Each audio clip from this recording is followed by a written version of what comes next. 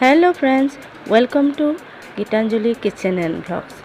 আৰু আজি মই লৈ আহিছোঁ কুমলীয়া ঔটেঙা আৰু ঢেকীয়া দি বনোৱা মাছৰ টেঙা তৰকাৰী এখন। আশা কৰিছোঁ আপোনালোকে ভাল পাব, যিহেতু এতিয়া যথেষ্ট গৰম পৰিছে আৰু এই গৰমত আমি টেঙা জোল খাই খুবেই ভাল পাওঁ।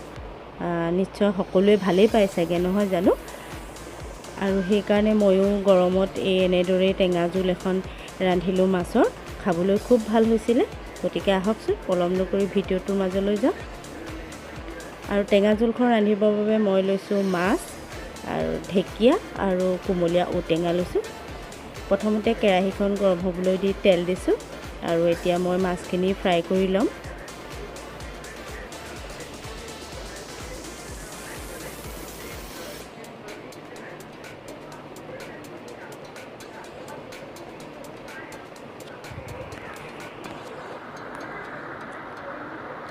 মই ৰৌ মাছ ব্যৱহাৰ কৰিছোঁ। আপোনালোকে আপোনালোকৰ পচন্দমতে মাছ দিব পাৰে। আৰু মাছ কেইপিচ মই অলপ টানকৈয়ে ভাজিছোঁ। এয়া মাছখিনি ফ্ৰাই হৈ গৈছে আৰু বাকী থকাখিনিও মই ফ্ৰাই কৰি লৈছোঁ। মাছৰ মাথা এডোখৰ আছিলে, সেইডোখৰো মই লগতে ফ্ৰাই কৰি উঠাই ল'লোঁ। এতিয়া বাকী থকা তেলখিনিতে মই আধা চামুচমান পাঁচফোৰণ দি দিছোঁ। পাঁচফোৰণকেইটা ফটফটকৈ যেতিয়া ফুটিব, তেতিয়াই মই পিঁয়াজখিনি দি লৈছোঁ। আৰু পিঁয়াজ মই সৰু চাইজৰ এটা কুটি লৈছিলোঁ। আৰু ইয়াত তেলত মই পিঁয়াজখিনি অলপ ৰঙচুৱা হোৱালৈকে ভাজি ল'ম।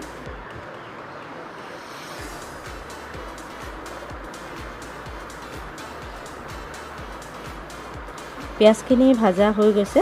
এতিয়া ইয়াতে মই আধা চামুচমান জোখৰ হালধি দি দিছোঁ। আধা চামুচমান নিমখ দিছোঁ। নিমখ প্ৰথমতে কমকৈ দিছোঁ আৰু পাছত যদি দৰকাৰ হয় তেতিয়া মই আৰু অলপ নিমখ দি দিম। এতিয়া মিহিকৈ কুটি লোৱা মই ঢেকীয়াখিনি তেলতে দি দিছোঁ।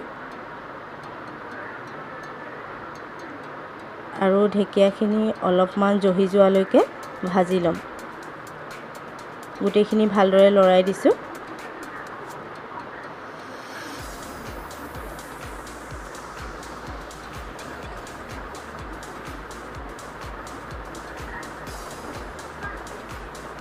এয়া ঢেকীয়াখিনি জহি গৈছে। এতিয়া মই ইয়াতে এটা আলু দীঘল দীঘলকৈ কাটি দি দিছোঁ। আপোনালোকে যদি আলু বেয়া পায় নিদিলেও নাই। আৰু লগতে ঔটেঙাটো ডোখৰ ডোখৰকৈ কুটি ল'লোঁ।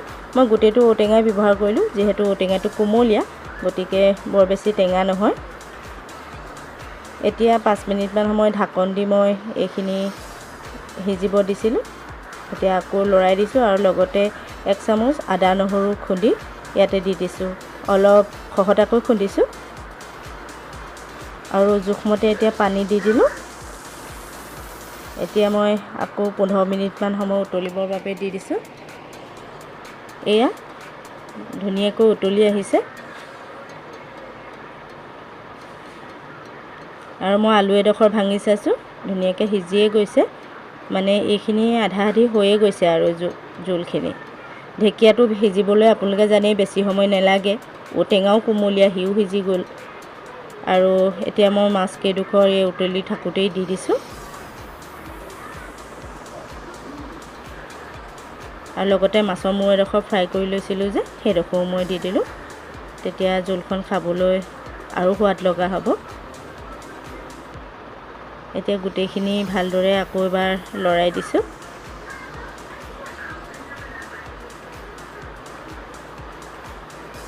এতিয়া এয়া মাছখিনি অলপ দিয়াৰ পাছত 5-10 মিনিটৰ কাৰণে মই উতলিবলৈ দিলোঁ। এয়া এইখিনি পূৰা ধুনীয়াকৈ উতলি গৈছে আৰু ইয়াত বিশেষ কৰিবলগীয়া নাই। এইখিনি অলৰেডি সিজিয়ে গৈছে। গতিকে 2টা পকা জলকীয়া মই ইয়াতে ফালি দি দিলোঁ। আৰু জলকীয়াটো লাষ্টত দিলে চেণ্টটো ভাল লাগে কিবা এটা খাই, সেইবাবে দি দিছোঁ। এয়া কোমলীয়া ঔটেঙা দি বনোৱা ঢেকীয়া মাছৰ টেঙা মোৰ ৰেডি হৈ গ'ল। আৰু আপোনালোকে এবাৰ বনাই খাব। মই আপোনালোকক ডাঠি ক'ব পাৰোঁ, এই টেঙা জোলখন আপোনালোকে খুবেই ভাল পাব খাই। আৰু এইখিনিলৈকে ভিডিঅ'টো ভাল লাগিলে প্লিজ লাইক কৰিব। যিসকল মোৰ চেনেলটো নতুনকৈ আহিছে তেওঁলোকে চেনেলটো প্লিজ ছাবস্ক্ৰাইব কৰিব। ধুনীয়া ধুনীয়া কমেণ্ট দিব বুলি আশা কৰিলোঁ। আৰু আজিলৈ আহিছোঁ, নতুন এটা ভিডিঅ' লৈ পুনৰ লগ হ'ম।